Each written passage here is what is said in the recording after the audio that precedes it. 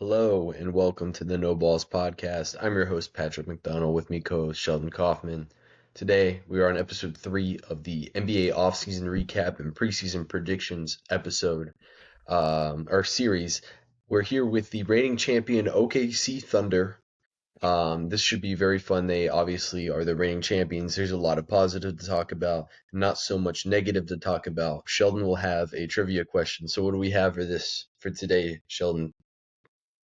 All right, Pat. For today, of course, we're going to stay with the team theme trivia, the Oklahoma City Thunder. So, who was the head coach when the franchise won its first game as under the new name Oklahoma City Thunder? So that 2008 season.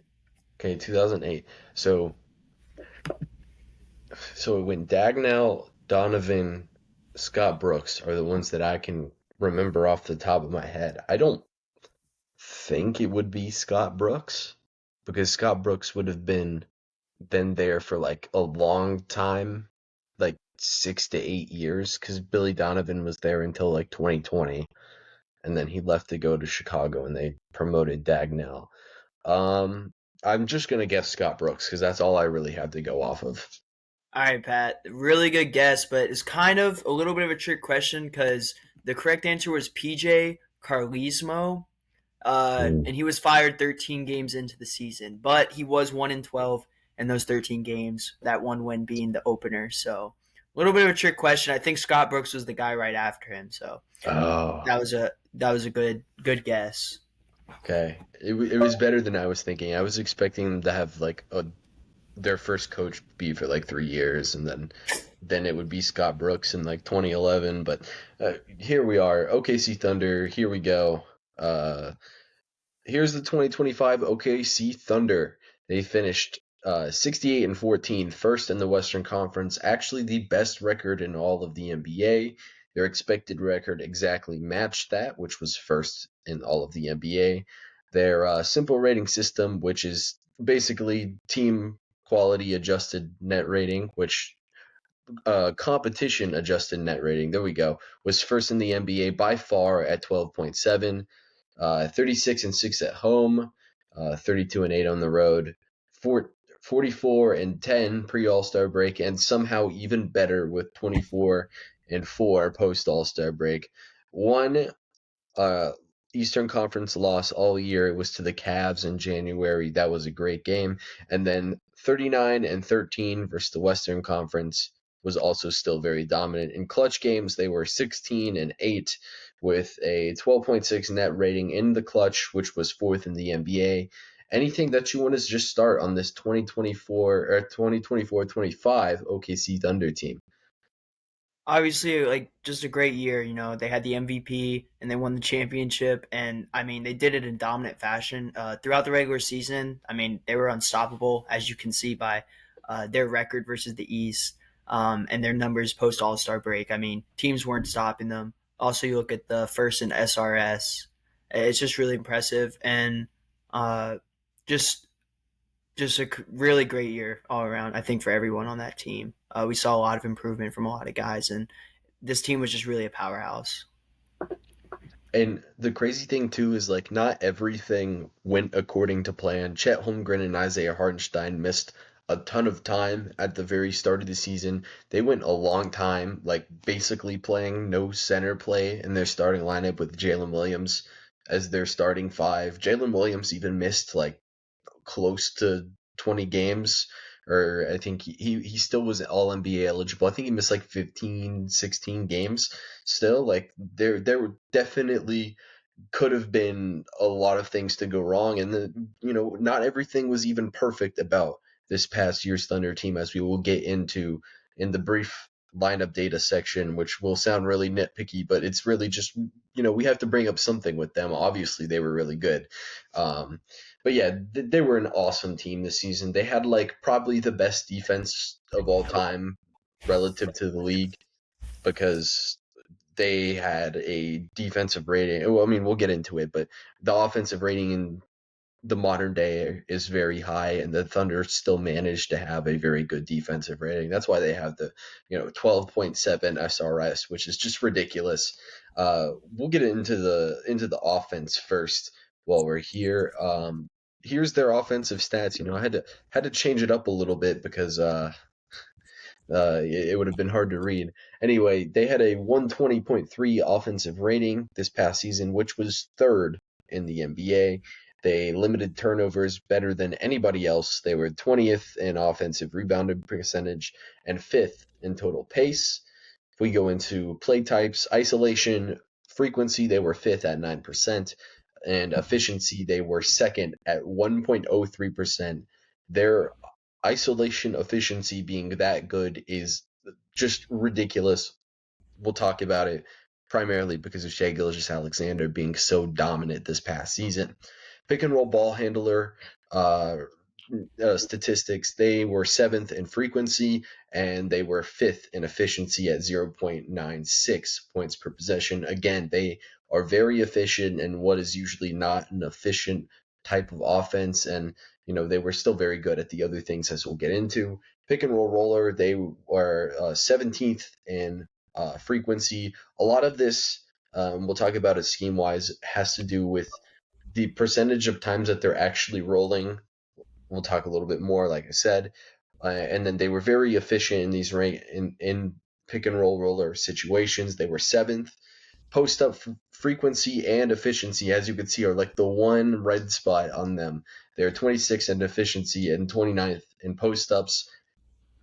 Large part of this is the only time they're running post ups is like really late isolation possessions with Shai Gilgeous-Alexander, where he's going to just take a fadeaway mid range shot a lot of the time. It's not a big staple of their offense. It's not something that they're going to a ton. And as you can see, like they still had an excellent offense. Transition, 11th in frequency, 4th in efficiency. Really good athletes all over this team. They were able to cause a lot of havoc with the amount of turnovers that they forced. Anything that you want to say on this Thunder offense from this past season? Yeah, just completely dominant. You look at just the players that they had; it makes a lot of sense. With the pick and roll ball handlers, guys like J Dub, and his like the way that he grew as a player throughout the year, becoming like such a good number two to Shea, being able to not only navigate like screens but also get to the hole and even step back for a three if he needs to. The roller stuff makes sense. You got Chet and Isaiah Hardenstein, two really good rollers. Uh, and yeah, this team was really good in transition, and the way that they did that was through their defense, getting a lot of steals. We talked about it a lot in the playoffs, like how many transition buckets they were getting against their opponents. So I think that was a really, really key part of their success. The pace was really good. The turnovers is amazing. I mean, first in turnover percentage. That just speaks to the guys they had handling the ball, like SGA and Jalen Williams, Alex Caruso, guys like that, able to limit turnovers. Uh, just insane stuff by such a young team. Just really good stuff. Yeah, I mean their isolation, they were the best isolation team in the league this past season. They were a lot higher frequency than the Suns, who were the only team that was more efficient than them. It's like we talked about it last year where they would do so many unique things to create driving lanes for Shai Gilgeous-Alexander, sometimes putting guards in dunker spots, playing five out spacing a lot of the time. Like we said, they played a lot of this season without a center even, and that kind of played into this isolation efficiency a ton. As we'll get into a little bit, it would fall apart a little bit when Shea would go to the bench, and they were still very good when he would go to the bench, but the offense would bog down a little bit, and they were still great, like I said. But we'll talk a little bit more about that. Just really awesome, and when we get to scheme, we'll also talk a little bit more about what those little things are that would cause their isolation offense to be so good. Defensive stats, they were first in defensive rating at 107.5, first in opposing turnover percentage, 19th in defensive rebounding. Play type wise, isolation, nobody isolated against them. They were 26th in isolation frequency, and a large part of that is because they were first in defending isolations. Pick and roll ball handlers, 15.3%, which was 21st in frequency, and they were second in efficiency. They just absolutely killed at the point of attack this past season. Same with rollers, which you wouldn't expect from a team that didn't have any center play, but they had a league average relative amount of roller attempts from the opposing offense, and then they were fifth as far as limiting efficiency of the opposing team's rollers, which is really good. Having a team that was this good at defending rollers and ball handlers and pick and roll is very rare, even with other really good offensive teams. Like we talked about it with Denver, who was really good at defending ball handlers. They were not good at defending rollers because they were selling out to get ball handlers. OKC was pretty even as far as how aggressively they played their coverages, and they still got really good results on both sides. Post ups, they were 11th in opposing frequency because they didn't have a center. For a lot of the year, and they still managed fine efficiency. This is the worst that they rank in opposing defensive efficiency at 15th. Really good still. And then the big thing for me too, and this plays into the fact that they didn't turn the ball over on offense. They were first in controlling turnovers and forcing turnovers. Teams had the least amount of transition possessions against this Oklahoma City Thunder defense. And then even when you would get transition opportunities, the Thunder would not give you points in them. And I think that's just such a big part of what made them great defensively. I'll give you the floor for a little bit to talk about Thunder. You can transition to scheme if you want to for a little bit as well. Okay, yeah, like you said, the pick and roll, the way that they're able to handle that is just really impressive. Because like you said, usually if you're if you're guarding one well, you're probably not guarding the other one pretty well. But the fact that they're able to stuff that so well was so important for them. Um, this is just a super active defense, Pat. They're always sending a lot of help. They're able to blitz and double team off screens because if they pass to that roller, you have Chet Holmgren at the rim, and that man is hard to get a shot off of with his wingspan and his length. Also in transition, this team might have been one of the best teams I saw, just like finding men in the transition. Like you said, there weren't a lot of opportunities for them to get, but when those opportunities did arise, I mean, everyone was finding a man. No one was open. Like it got shut down really quickly, which I really thought was impressive. I mean, all these guys, except for maybe Isaiah Hardenstein and Chet Holmgren, at times with smaller guards. I mean, they're so versatile defensively. They can switch so easily. I mean, this is just such a hard defense. Like you don't want to go one on one with Shea, J Dub, or Jalen Williams, Lou Dort. I mean, they have such good individual defenders and they work so well as a team. And they're really good at reading passing lanes. Like a lot of times they'll come off their man and just intercept passes. Saw it a lot in the playoffs. Alex Caruso is really good at this. Jalen Williams is really good at this. SGA. So not only do they get their steals through they don't get a lot of on ball. Not only do they get a lot of on ball steals and opportunities off that, but also a lot of off ball opportunities by disrupting passing lanes, which I thought was really impressive. And yeah, they're just super active on defense, which really helps them with getting those turnovers. Yeah, I literally, when thinking about this defense, because usually the best defense typically has somebody who's like towards the top in defensive player of the year voting. I maybe Lou Dort was towards the top, but I don't remember really any of their players having a narrative for defensive player of the year. I remember a lot of Jerry and a lot of Mobley, um, a lot of Draymond Green this season. Uh, None of the Thunder players would ever come up because it feels like a defense um, where all the players are on a string operating together. The peel switch, I think, is the key thing that I'll remember from this defense because they'll send help, and then the original on ball defender will then just immediately peel to the corner to get the help defender's man just very easily. Caruso, I think, like was the king of strips on interior catches this season. I don't have any numbers to back it up, but I believe, just watching the games, he would do it 3 times a game, and that was really helping them prevent rollers from scoring at the rim. And that bled over to Kason Wallace, and Shea Gilgeous-Alexander was very good in passing lanes this season, like he's always really been, even if the on-ball defense isn't always there for Shea Gilgeous-Alexander. I think Jalen Williams is who I would honestly say is the most impactful defender for this past year's Thunder team. Just in general, it's probably Chet, but Jalen Williams is like you no matter what defensive possession happens, whatever the offense does, Jalen Williams seems to affect the play. Whether if he's tagging a roller, or if he's digging at the nail, or if he's erasing a shot at the rim, or if he's the guy on ball, fighting around a screen, or if he's blitzing a ball handler, he can do legitimately everything on the defensive side of the floor, and I think he's one of like the 5 best defenders in the league, primarily because of that. I know Caruso and Dort were there for the whole year, that also were helping raise the floor of this Thunder defense, but like they would have still been a pretty like not great defense if Jalen Williams wasn't out there in the minutes where he had to play center. He was freaking awesome.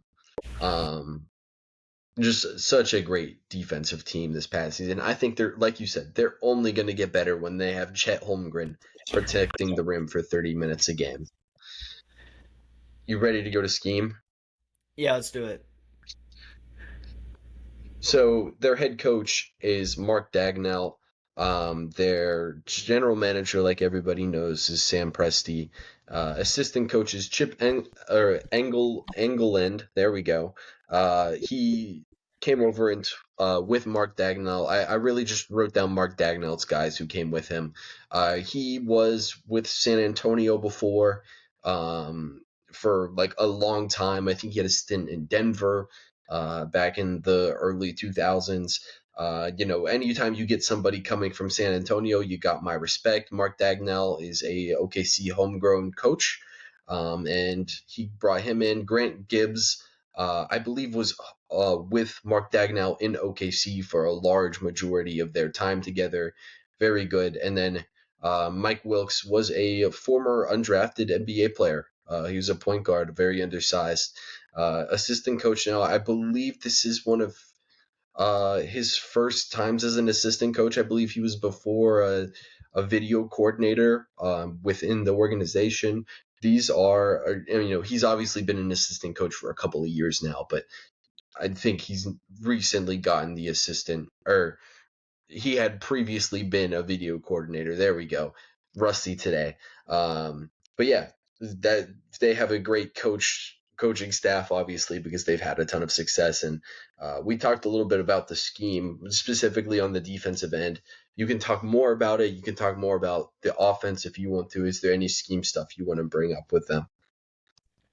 Yeah, sure. We'll go to the offense. I mean, first I kind of already talked about on defense, just like they score a lot. I mean, their offense a good part of their offense comes to their defense and creating a lot of turnovers, and they love to get out in transition. They push the pace whenever there's rebounds or they're getting steals. Guys are going up the court. Yeah. A interesting thing that I liked. I mean, they go a lot of SGA, Hardenstein screens. Set that up. Let SGA drive, and then have your shooters out there. Because when SGA is driving, you're going to play help defense, and they leave a lot of people open when that happens. Um, SGA screens, they did that a lot too. When one of the bigs would be taking up the court, either Chet or Isaiah Hardenstein, SGA would set a screen to get the bigger man on him, and it'd be a quick little pass to him. So that was something interesting that I thought. I really liked that from them. We saw that work for them really well in the Pacers in the finals when Shea hit the final shot to the game-winning shot. And then when there's no screens, SGA just is creating by himself. Bag work SGA, and they'll go 4 shooters or 3 shooters. They'll spread them around the court, one at the side of the key and 2 in the corner, and they'll have someone in that dunker spot. And like I said, whenever SGA drives, they leave someone always gets open. The Thunder do a really good job of just like rotating to their spots. Those shooters do a really good job. Isaiah Joe, Caruso, Aaron Wiggins, Kason Wallace, all those guys are really capable of knocking down shots and do a really good job of rotating once SGA drives in. And then when SGA's off the court, Jalen Williams and Caruso usually become the main initiators. There's more screens. And yeah, they kind of run the same thing. A lot of screens for those guys, and then they'll drive in and find open shooters coming off the bench. So Yeah, I think the key with them too, like we always talk about how great their defense was, but they were still the third best offense this past season. They were awesome. Um, I think the thing that really shines for me with their offense is like how well defined the roles are. Isaiah Joe, he knows what he's supposed to do all the time, and he's like the eighth man on this team. And he's very intelligent players all across the board. I don't think there was a more effective play than the Thunder having SGA get forced on a trap, Isaiah Hartenstein catching the ball, or Alex Caruso catching the ball in the middle of the floor and throwing a lob to Chet Holmgren. Like it happens at least twice a game with one of those two things happening. The right guys knowing when to flash to the middle of the floor. Hartenstein made that very popular for him to do in New York. Caruso obviously does it a lot here as well. These guys are like very intelligent basketball players all across the board. You mentioned when Shea goes to the bench, it's J Dub, it's Caruso being main initiator players. J Dub's a great passer, a great on ball player, and he can fill into that role as well. And they probably had him do a little bit too much of that this past season compared to what they wanted him to do, obviously he still did a great job this past season. Jalen Williams is an awesome basketball player. Really keeps this team alive. Yeah, do you have anything else scheme wise? I guess with them too. When I think about their offense, I feel like they invented the ghost screen and having a guard just sit in the dunker spot as well. We talked about that a lot last year. Um, and like you said, Shea screening for bigs is also really big for them as well. Those are the key staples of the Mark Dagnall offense. Outside of that, you ready to move forward? yeah, let's move on. All right. This next one, I believe, should be the draft. All right. Yes. Draft summary. So, the Thunder were in a position where they were going to be in a roster crunch. We're going to talk about that a little bit more salary wise, but yeah, this past year they did the best thing that you can possibly do, which is draft a kid with braces and draft a white guy. Uh, That's the but for real, legendary pickup game duo right there. absolutely destroying the 12U courts right there. Those two guys are. All right. Anyway, though, on a real note, Thomas Sorber, 15th overall, and Brooks Barnheiser, 44th overall. I'll quickly start with Thomas Sorber. I'll then kick it to you on Thomas Sorber, and then you can start with Brooks Barnheiser. Thomas Sorber is a great player. A lot of people were not sure if he was going to stay in this past year's draft. I think he was definitely good enough to stay in this past year's draft. I think he when and we'll obviously get to comparisons in a second, but Sorber's a great on-ball decision maker for a big. He's also very good at disrupting passing lanes. He's very good at moving off the ball. They did a lot of interesting stuff this past year at Georgetown around him. As I'm trying to pull up my scouting report of Thomas Sorber. Anyway, Thomas Sorber, very good at those two things. Watching the film for him was the one concern I would have is it felt like they were in zone a ton in Georgetown, and like sometimes there's just scheme decisions made in college basketball. But it's a little bit concerning when you're big and like Sorber was placed in the middle of that zone. But sometimes you can be concerned like is Sorber not good at deciding to rotate? Sometimes you're just making up questions based off of not having the answers that you want to have versus seeing that he's not good at something. I That's something to look out for me. Is how good is he going to be at help defense? Because hey, like he is almost 6'10". He's got a 7'6" wingspan, a 9'1" standing reach. He's very strong. He's a very good player, and I think the sneaky thing with Sorber, because a lot of the talk around him was he going to stay in the draft this past year? I think there's sneaky upside with him as a post scorer. If he would have stayed in college, I think that is something that would have been tapped into a little bit more. I want to see how much of that shows up into the NBA. I'll let you get the floor for a second on Sorber. Yeah. Well, first thing, the measurements are a lot to like. Really lengthy with the wingspan 7'6", good height at 6'10". And he had a pretty good season at Georgetown. 14 points per game, or 14.5 points per game, 8.5 rebounds, 2.5 assists, and shot 57% from the field. I really like his defense, Pat. He's a good rim protector. It's hard to get shots off of him. He's active hands as well, and he was pretty good at deflecting balls and getting steals last season.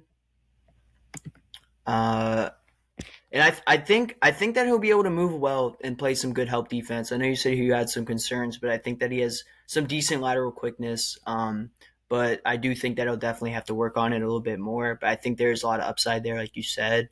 Um, I think he can play as like a on offense, like you said. He showed really good touch around the rim with like drop steps. Had good footwork. Really soft touch, good hooks. Um,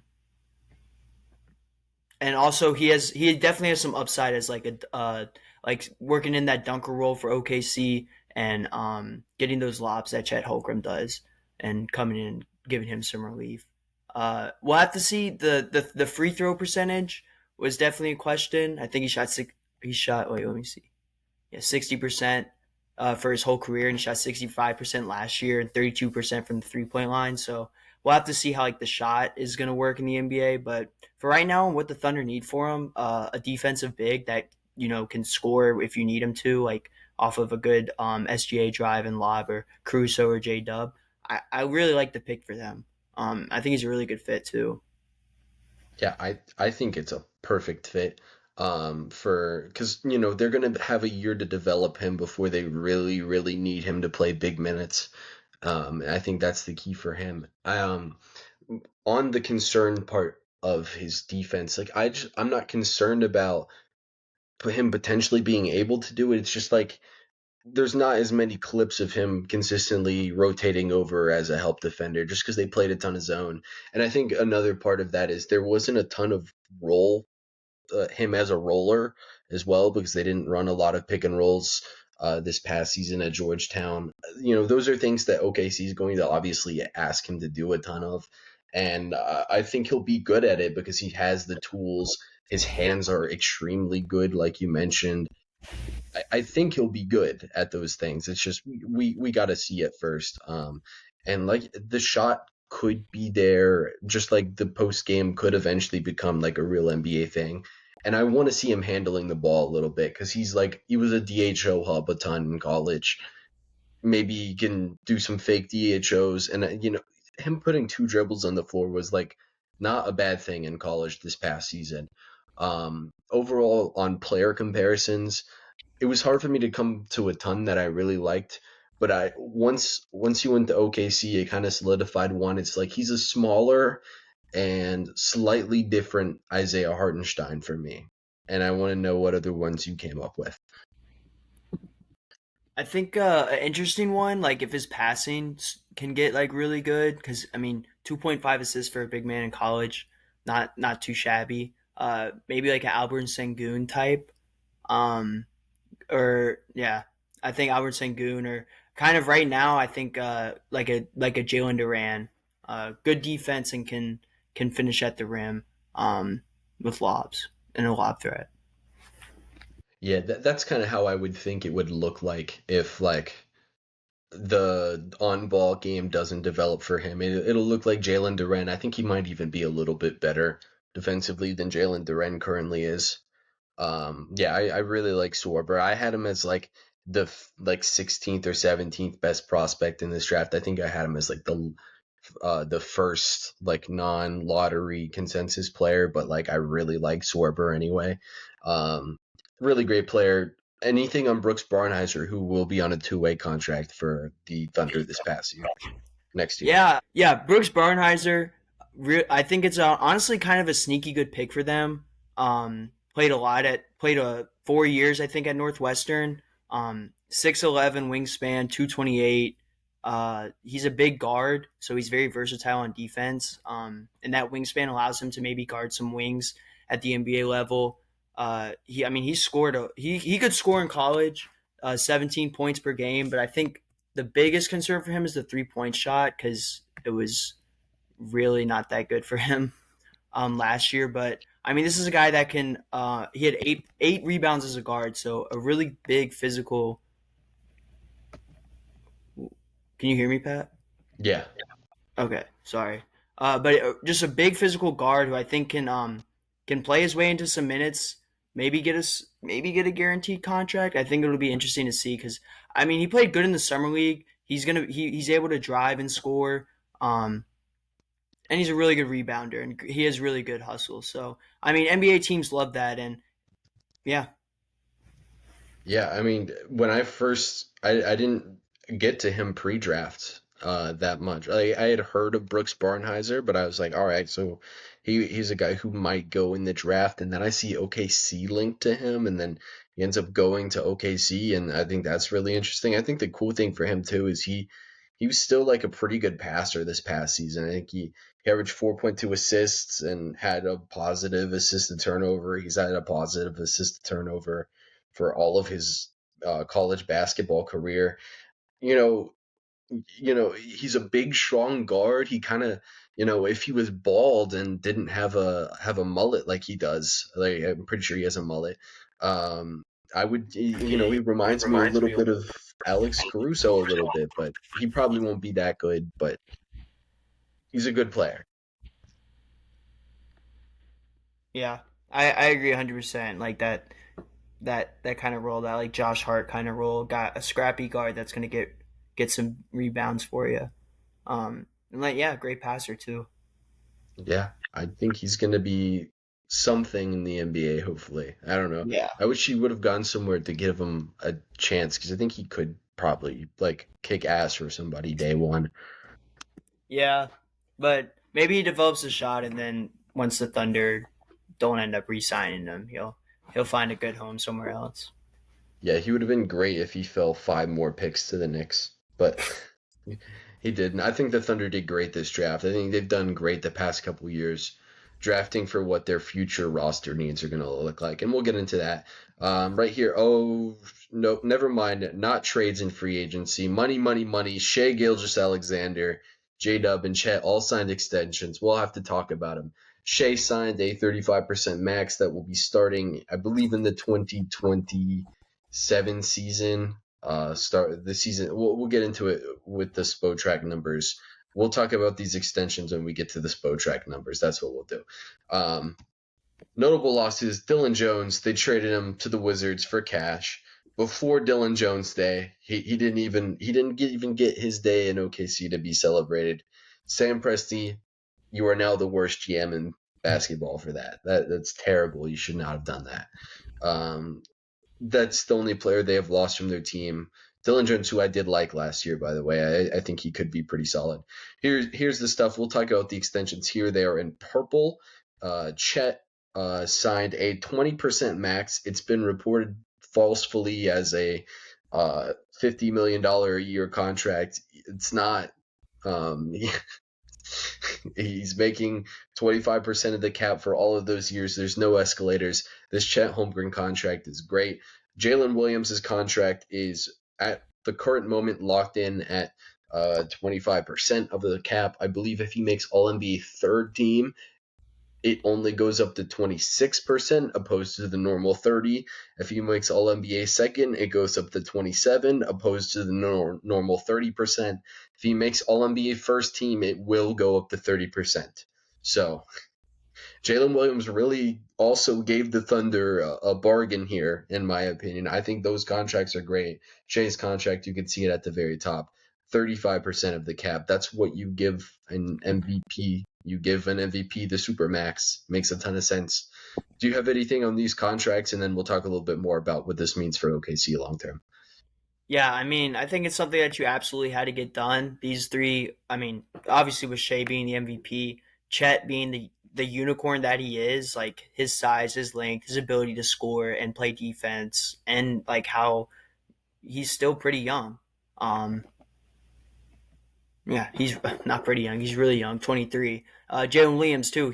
The way that he emerged as your secondary scorer and like the way that he played throughout the playoffs and the regular season, averaging 21 points per game, he absolutely deserves that contract. And I think it's pretty big to have those three guys locked in for the next 5 years, 4 or 5 years. Um, because I mean, those three are just really good. um, but yeah, I think it was something that absolutely needed to be done, and I think they did a good job of doing it without having to give up too much um, with the salary cap stuff. Yeah, and we'll get into the like the granular impact that this has. As you can see, in 26, 27, this you see all these red. That means team options, and what that means is here we'll get the credit fanspo. Shout out to you guys. We are about to enter the 25-26 season. As you can see, they are currently under the luxury tax, and they are no longer in the aprons. So they still haven't entered the luxury tax, which is like super huge because that means they're even 3 more years away from the repeater tax, which is what gives you the most insane luxury tax bill of all time, which the Celtics said we're not going to mess with that, and they blew up the core over that. Um, for the next season after that, this is where they're going to probably run into some decisions, and after that, they probably won't have that many decisions. They are expected to be a good bit over the luxury tax, $41 million over the luxury tax, which is a ton of money. As we said there, I believe we can go back a slide. Yeah. So after that season, they will have to work out. They won't even have to work out a Kason Wallace extension, which I think is the big thing that could hurt them in the long term is what that number ends up being for Kason Wallace. So the easy way for them to get under this $7 million for Kenrich Williams, they can get out of with a team option. They can get out of Isaiah Hartenstein making $28 million, and they just drafted a center, I think, primarily for this reason. Or they could even keep Isaiah Hartenstein, and maybe they get out of Isaiah Joe's contract. They find somebody to take on his $11 million, or somebody might have value in Aaron Wiggins or Jalen Williams, the center. They have ways to get out of these things. They're probably going to be okay. They don't even have to duck under the luxury tax. Like I said, they haven't entered the luxury tax yet. So next season will be their first year in the luxury tax. It's crazy. I don't know how Sam Presti has got them in this situation. Well, we do know because he cooked for 4 straight years, and we knew he was cooking. But yeah, they're going to be perfectly fine for like a long time. It looks like up until like Kason Wallace has to sign an extension. That's the first time they might run into real cap troubles. You ready to move forward, or do you have any questions too? No, it sounds like they're doing a really good job of maintaining this team for as long as they can. Like they have their window is like 4 or 5 years. Like it's really impressive. The only time that this will blow up is when they enter the repeater, and that won't happen. At the very earliest, that could happen in 28, 29. So they've got 4 more years before they really have to start making some decisions. I mean, obviously they're going to have to make some decisions next year, but like it won't be losing all of their core. It'll be even either losing Hartenstein, or it'll be losing Isaiah Joe, Kenrich Williams, and somebody else. They're looking really good. Uh, Lineup data. We're going to start with this. We're just going to poke some holes at what's going on here. With Shea on the floor last season, J Dub had uh, with Shea and J Dub sharing the floor last year, they had a plus 13 net rating with a 121 offensive rating. If you take Shea off the floor, that's a plus 2.7 net rating. With a 111 offensive rating. As you can see, the offensive rating absolutely tanks. Overall, with the team, they're plus 16.9 with Shea on the floor with a 124 offensive rating. You take Shea off the floor, they're still plus 5.7, but it's, again, largely because of the defense with a 113.9 offensive rating.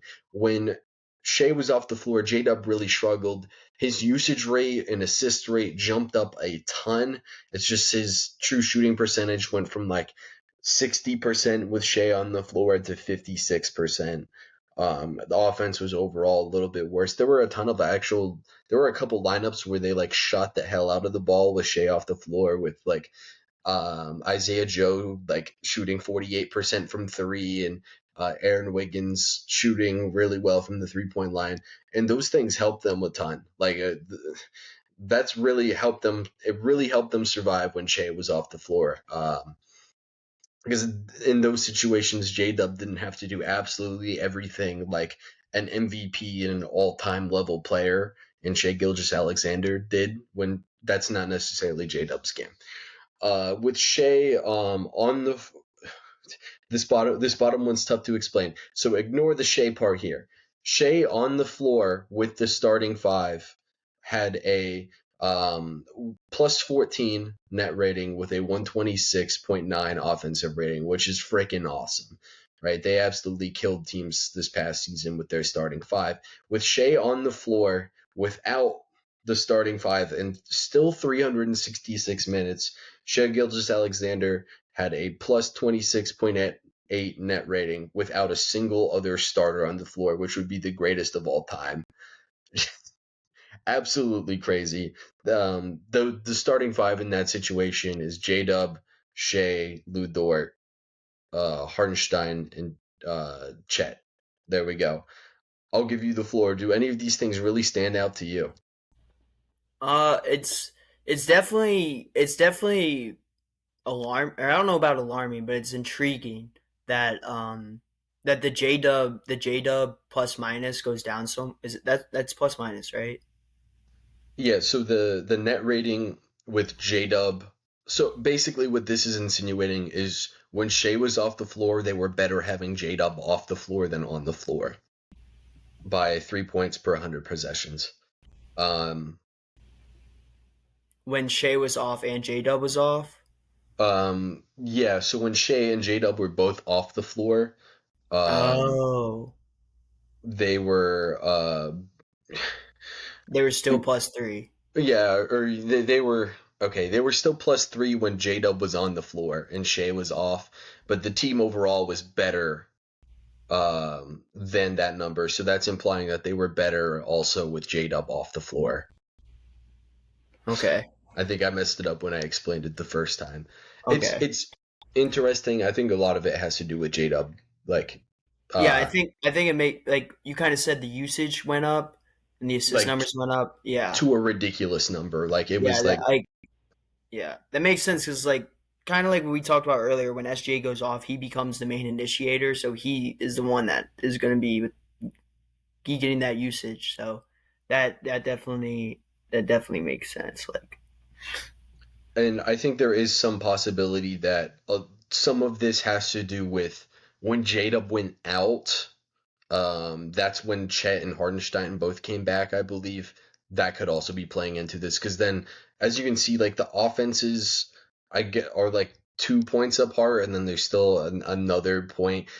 Yeah, either way, like I would feel like the centers coming back also has something to do with that, as well as J Dub just being largely overtasked in those minutes because they kind of killed teams anyway. So they were like, all right, J Dub, let's see you develop your on ball game a little bit more than they probably needed to do.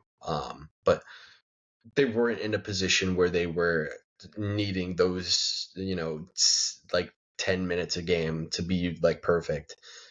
They were still really great anyway. So you ready? You ready to move forward? Did I explain the bottom part very good? bottom part. Say that again. I feel like I understood the bottom part. Yeah, I Uh, definitely I put it backwards, but yeah. yeah, absolutely insane. Shea was 100% a good pick for MVP last year. You ready to move forward? Yeah. I hear the new lineups. Nothing has changed per request from Sheldon. We got Durag Chet. Um,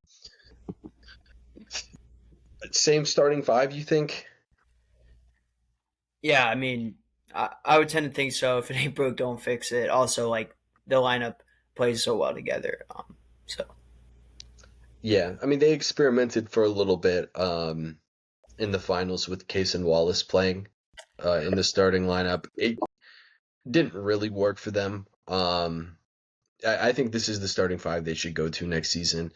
Um, Having Isaiah Joe and Kenrich Williams as third string players, such a luxury. So awesome. Anything we got to say on these lineups, really? I mean, no, it's just a deep team. So deep. It's 15 players that I think, are good. Yeah, Yeah, and even Mitchell, like he was going crazy in summer league this year, and he looked like levels above everyone there. So he's definitely let's see if we see him this year a little bit, Mark. Let's get him in he was there. crazy in the NBA last year. Yeah. Like, oh gosh, they're so deep. 15 players deep. We're here to the core questions. Did the OKC Thunder improve their roster this offseason? What do we have to say? Mm, well, I mean, they didn't do anything. Did they? Are we counting the? I mean, I think the extensions, or I guess that counts for the future. What is Sorber? Does Sorber count Sorber, as? it's basically Sorber for Dylan Jones, I guess is the Well, math then that we're yeah, doing then I here. would say that. I'm gonna say it's an improvement. Yeah, I'll say they improved. Or man, I don't know, cause like just Sorber's still like very raw, so I don't know like how much they improved like this off season, like just right now. I'll say from that standpoint, the way we're talking about it, and just pure roster wise, not really.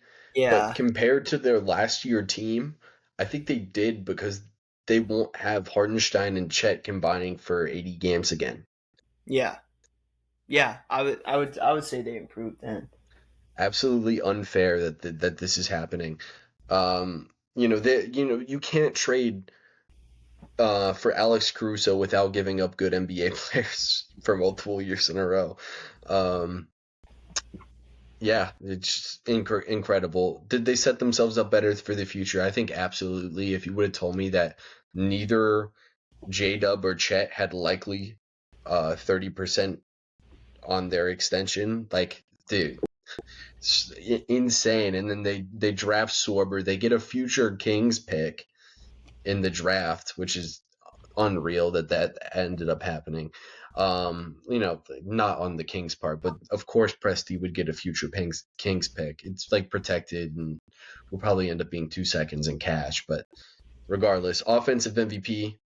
Or I'll let you. Do you think they set themselves up better for the future? Yeah, 100%. Not only through the draft, but also through the extensions. Yeah, 100%. And then offensive MVP for this upcoming season. Probably, I'll go Shea. Jay. Yeah, I think so Yeah, too. I'll go Shea. I mean, he initiates so much of the offense, and also he's just so good at scoring. Um, and he comes up very clutch. So, and he was the MVP last year. So, I would tend to go with. I'll tend to lean Yeah. Shea on this one.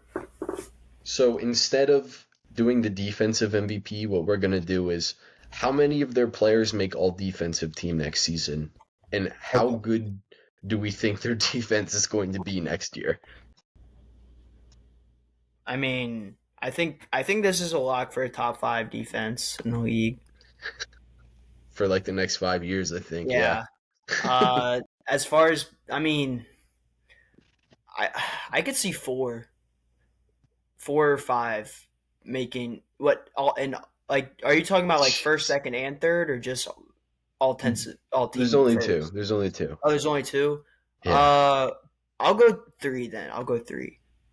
Yeah. Like if they play enough games, I think J Dub and Chet are like locks to Yeah, make an all defensive team. And then J like Dub and Chet, and then like. everybody Oh, sorry. Go ahead.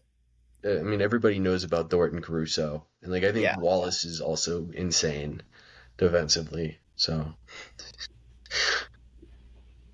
I don't know who to pick for defensive MVP because I like they can have the best defense in the league without having a rim protector for a large percentage of the season. So I just don't even know what to even make about their defensive MVP. They break all the rules. X factor for them. What do we have?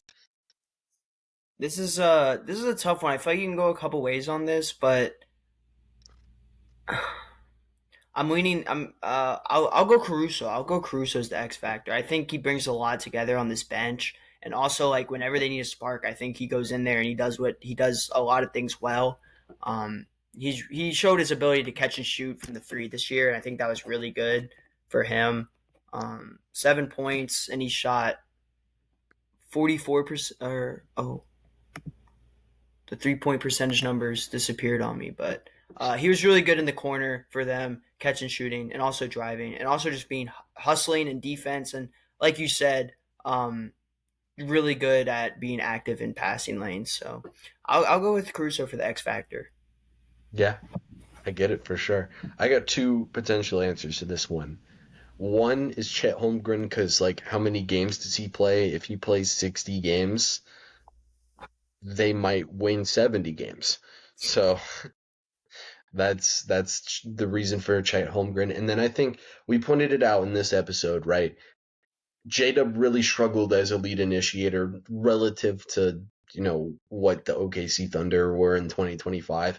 What if either Nikola Topic or AJ Mitchell really step in and are able to take over that role, and then J-Dub is back to being all defensive player of the year, J-Dub, for the minutes where he's usually would be overtasked on offense. And then those guys could be really good and develop their on ball games. I think Topic is probably the pick there because, like, going back to 2024, like, a lot of people were like, yeah, Topic is probably the best player in the draft, but he's got a torn ACL. And the Thunder, of course, end up with him, and we'll end up seeing. I think it's one of those two guys, like, whichever one of those can create bench offense when Shea's on the bench. That's my pick. I think Topic because I think there is a large likelihood that him playing next to Shea is a possibility because he's such a great passer. Uh, yeah, I mean, anything else on the OKC Thunder for this upcoming season? It's just gonna be. It's. I mean, I think it's gonna be a lot of the same thing we saw last year as far as dominance. So we'll talk about it more in the West predictions, but it's. I think it's gonna be exciting to see some of the guys like you just mentioned, Mitchell and Topic play because we already know what all those other guys are gonna give us, and it's also gonna be really interesting to see a full healthy Chet and Hardenstein. Maybe. I mean, there's yeah, hopefully, of course, but it's going to be fun to see what this team does. Want to see Brooks Barnheiser in a game? Yeah, I Maybe think they. he could do some. Yeah, maybe, we'll see. Like I feel like he fits the identity of the team too. Such a great team. Sam Presti. I don't know if somebody's gonna make some allegations against him to give their team a chance to win a championship because, geez, this team's in line for 4, potential 5 playoff runs in a row. So, other than unless you have anything else, we'll wrap this one up. Next week's, and I guess not next week's, but the next episode will be the Portland Trailblazers. We will see you guys then.